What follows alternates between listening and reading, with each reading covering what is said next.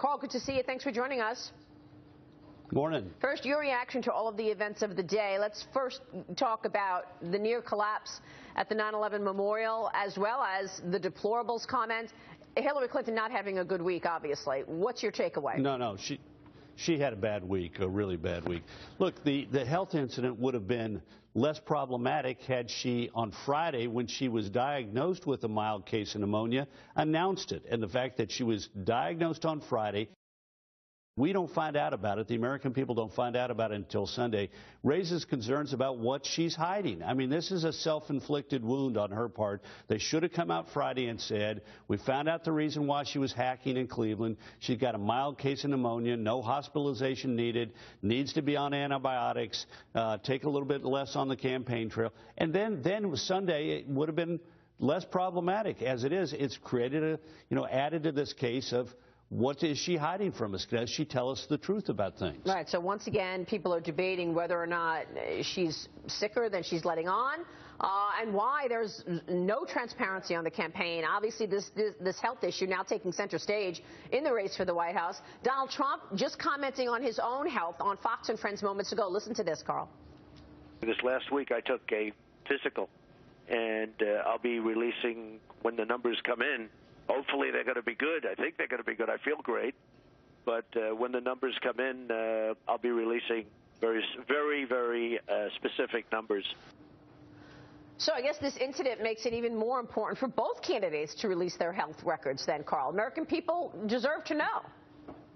Yeah, look, if there are questions about health, we've got the oldest Democrat ever nominated for office, and if Donald Trump were elected, he'd be the oldest president at the time of his inauguration. So there is a question, and if questions are raised, then the best way to deal with them is to put all the records out there for both candidates, have them examined, if need be, in private by physicians, like was done with John McCain in 2008, and let those physicians serve as interpreters of that data and reassure the American people about the condition of both of these candidates. But I mean, once again, I repeat, this is largely self-inflicted.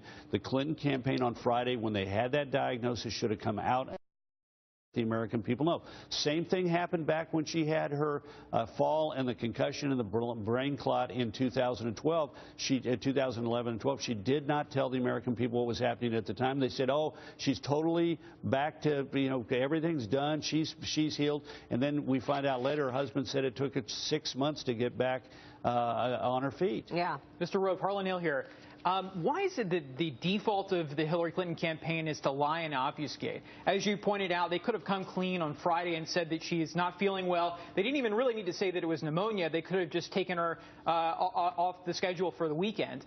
And then after the event, when she had to leave because of the medical episode, a Hillary Clinton spokesman actually came out and said that she's fine. She's in Chelsea's apartment. She's doing okay. And then when she left Chelsea's apartment, she said she's feeling great. Then later that evening, we had the revelation that she had pneumonia. It just leads people to question, the series of events here just don't line up. It seems like they have contradicted themselves several times. The excuse for why she's not performing has changed over time. So when are we going to see a more honest tone from the Hillary Clinton campaign? Maybe we won't at all.